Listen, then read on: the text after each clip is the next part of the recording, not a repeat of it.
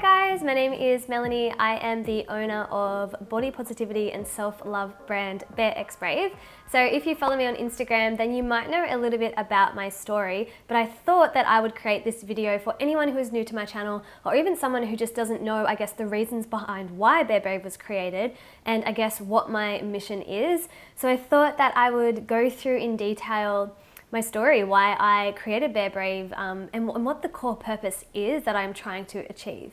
So Bare Brave is a combination of two really important words to me. Bare meaning like strip back, raw, your true self, empowerment from within, and then brave, which is like being brave enough to own your story, to be your true self, and to like own up for your body and your life every day to create that life that you really want to achieve.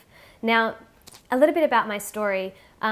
Growing up, I had like a great childhood, and then I guess when I got into my teenage years, there was a few things that just went bad for me. Domestic violence, my dad getting sick, being around some people who really weren't great influences for me. But one thing that I found a passion for was sport throughout my whole life. And I started to compete in a sport called sport aerobics, and I loved this sport. It's the most hilarious sport that you could ever watch.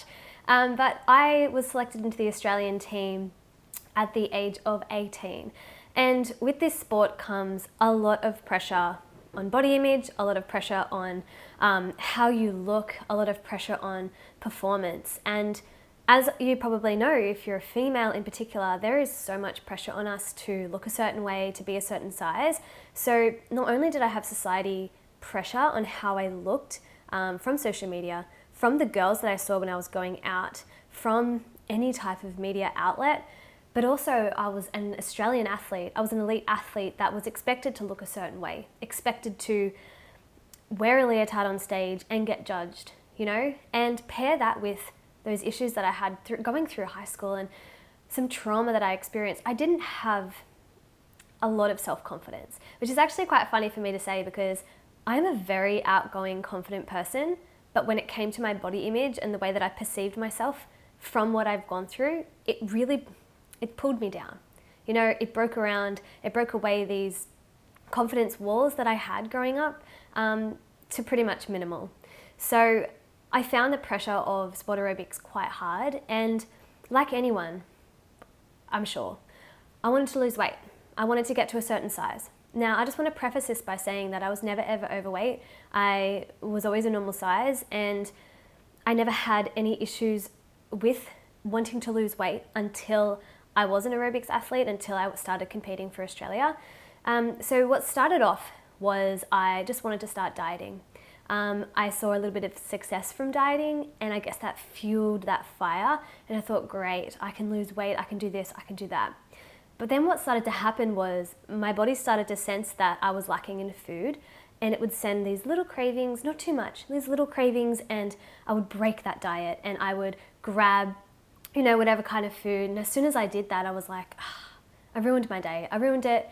I'm gonna have to start fresh tomorrow. And then I'd wake up the next day and the diets were getting more severe and more severe and more severe. There was a stage where I was having just jelly, sugar-free jelly the entire day. There was days that I would wake up and go, okay, let's see how long you can last without food, and let's just time it. So I'd wake up and be like, okay, I made it to like 12 p.m. The next day, oh, I made it to 2 p.m. And I'd be so proud of myself, and that would fuel me for the next day.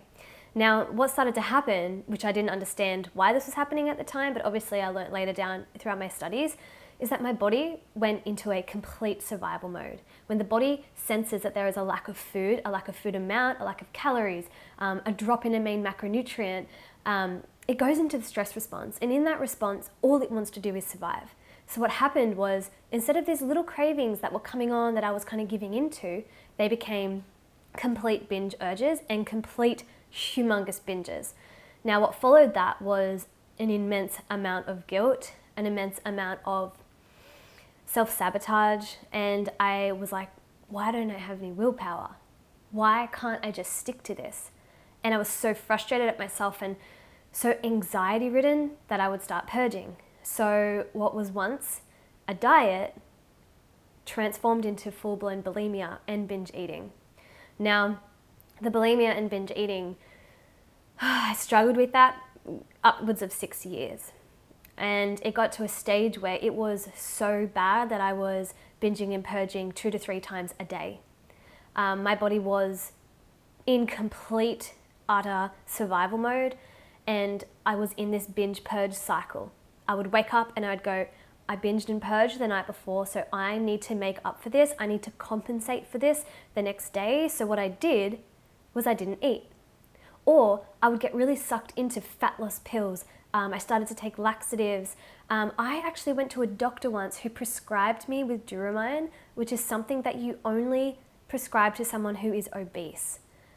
And I'm not going to name this doctor who gave it to me, but I was not under the category of someone, I did not fall under the category of someone who should have been prescribed Duromine.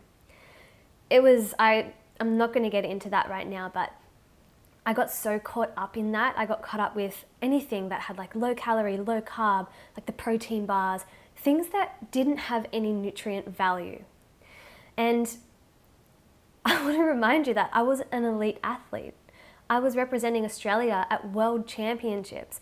I needed to be my fittest, my strongest, at my optimal level, and I was in a team, which meant I was letting my team down. Now, the reason why I want to filter that into it is because when I would binge and when I would purge, not only would the guilt from that binge and purge come over me, but also the guilt of how I was letting other people down.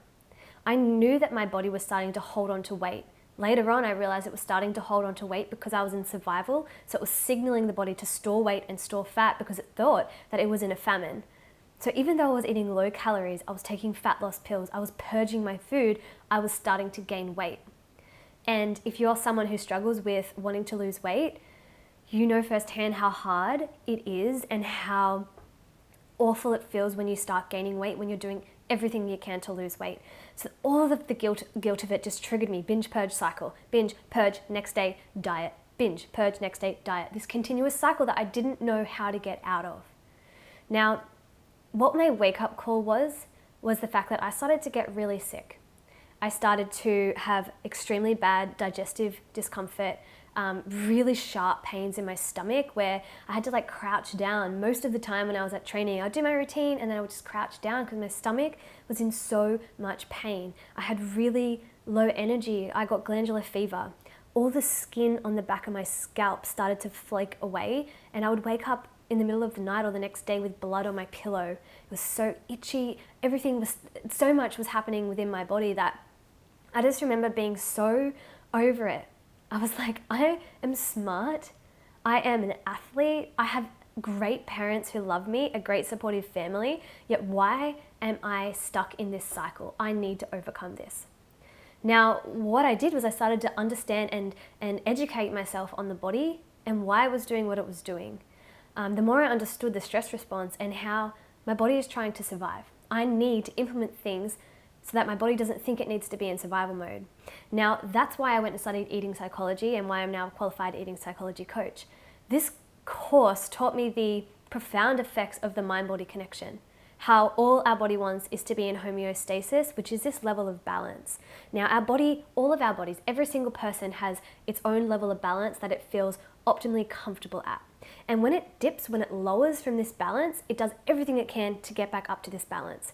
Your body is continuously bringing you back up to that balance. Things like a lack of food amount, a lack of a main macronutrient like your carbohydrates, your protein, or your fat, skipping meals continuously, having extremely toxic thoughts in your mind, eating really fast, using food as an emotional comfort. There are so many different factors that came into play as to why my body was reacting the way it was to the choices that I was making every single day. I learnt the importance of connecting to my body, of dropping into my inner body wisdom and listening to the signals. I learnt the power of eating regular meals and how the fact that I needed to eat more to lose weight. I needed to eat more for my body to function optimally. I needed to eat slower and more present for the digestive discomfort to go away. There were so many profound things that I learnt about my body that when I graduated from this course and became a qualified mind-body coach, that I was like, there's no way that I am not using this to help other people achieve the same freedom around food that I do and that I have now.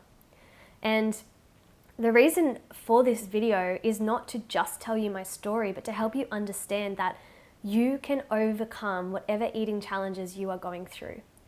Whatever you are going through, if you are a binge eater, if you are bulimic, if you have a really toxic relationship with food or a toxic relationship with your body, there is a cause for every single thing that you're going through, and there is a really easy strategy to help overcome this, okay? Now, I want to really reinforce, and I actually did an Instagram story about this not long ago, about how willpower is not the problem.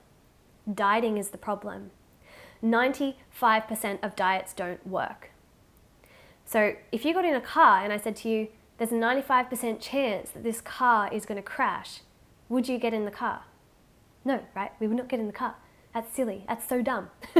Yet we do diets when 90% of the time, 95% of the time, they're not going to work. Sure, you might lose weight, but in the long run, you're going to gain it back, and more than likely, you're going to gain more weight back. So Bear Brave is about empowering you to become the best version of yourself that you can become. It's about helping you to understand your inner body wisdom and why you might have cravings, why you might be struggling to lose weight. The importance of loving your body to help you achieve the goals that you want to achieve. We need to be in partnership with our body to be able to set the goals and reach those goals that we have set for them. So I guess when you come to my page, you come to my YouTube channel, or you come to my podcast, what I want you to do is feel inspired to be the best version of you. I want you to leave feeling educated on how you can help yourself. And I also want you to feel safe to reach out to me and to be like, hey Mel, this is what I'm struggling with. What do you suggest? I'm here to talk. I'm here to help you. Whether that's working one-on-one, whether that's looking through my ebooks, whether that is doing a group coaching course with me, or whether it's just having a chat. I want you to feel inspired and empowered to make the choices to become the best version of you. Because I was you. I was worse than a lot of you. I was living every day hating the life that I had, hating my body, having a toxic relationship with food, going to service stations, using their disgusting toilets to purge the food that I just ate because the feeling I had inside of me when I would eat too much food was too much to handle. I was so sick. Mentally, emotionally, physically, I was exhausted. To come to a point where I am now, where I am completely free of that toxicity around food. I have complete food freedom. I love the skin I'm in. I have a whole new life dedicated. This is my life's work now, is to help you achieve freedom around food and body. And when I can do that, when I see success in my clients, it is like the ultimate goals. So I hope you enjoyed this little chat about me and about my story. I hope you can feel the passion that I have for Bear Brave and the story behind it and the reasons behind it. I want to be that person that you can look up to for that inspiration. So let me know down below. What are you struggling with? What do you aspire to be? What are your main goals in life? Let's chat. Let's create a really beautiful relationship and community around the Bear Brave community. So I will speak to you guys in my next podcast. They're going to be my next podcast. I'm so used to saying that. I'm not used to doing videos just yet. This is literally the start of something really exciting. There are so many videos to come, but I'm really excited for them. So let's connect, let's support each other, and let's live the life that we deserve. I hope you guys all enjoyed this video. Thank you so much for listening. If you enjoyed the tips that I shared, I have a free download below to help you beat binge eating. So head down below, download it, and let me know your thoughts. If you think you need a little bit more support, please feel free to contact me. I do one-on-one coaching, I have group coaching available, and I just love to connect. So all my details will be down below, and I'll see you all in my next video. Bye-bye.